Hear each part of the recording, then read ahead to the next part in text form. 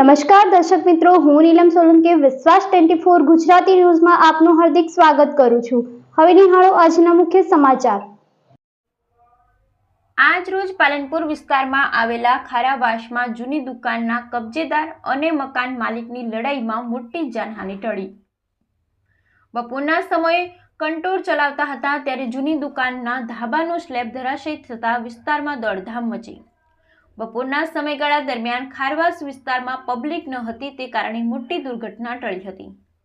Bureau report વિશ્વાસ 24 ગુજરાતી ન્યૂઝની સાથે પાલનપુર। મારું નામ ઘનશ્યામભાઈ નટોલાલ ખત્રી।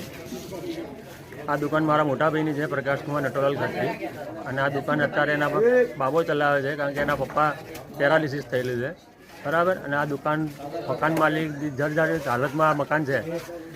2 થી 3 વખત રજૂઆત કરી કે ભાઈ આ મારે મંજૂરી આલો તો હું આ રિપેરિંગ કરાવી દઉં। મકાન માલિક શું કહે કે હું મંજૂરી ના આપું જ્યાર સુધી તું મને કબજો પાછો ના આપે। હવે આ 30 વર્ષથી અહીંયા દુકાન ચલાવું, સરકાર માન્ય દુકાન છે, બરાબર। અને અત્યારે હમણાં એક સ્લેબ પડ્યો, કોઈને લાગ્યું નથી, પણ અત્યારે બી એના જોડે મકાન માલિક જોડે વાત કરી તો એને એક જ વાત પકડી રાખે છે કે તું મને કબજો આપી દે પાછો।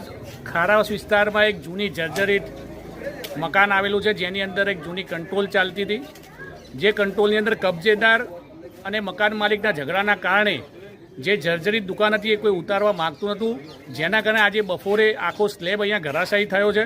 ઉપરવાળાનો કરમ છે કે બપોરે સ્લેબ ઘરાશાયી થવાના કારણે કોઈ જાનહાનિ થઈ નથી, નગર આ જાનહાનિ થઈ હોત તો કબજેદાર અથવા માલિક કોણ જવાબદાર હોત। તો અમારી કલેક્ટર સાહેબની વિનંતી છે, નગરપાલિકા તંત્રની વિનંતી છે કે આ જે સ્લેબ હજી અડધો લટકી રહ્યો છે તાત્કાલિક ઉતારી દેવામાં આવે અને આમાં જે પણ દોષિતો હોય એમની સામે તાત્કાલિક પગલાં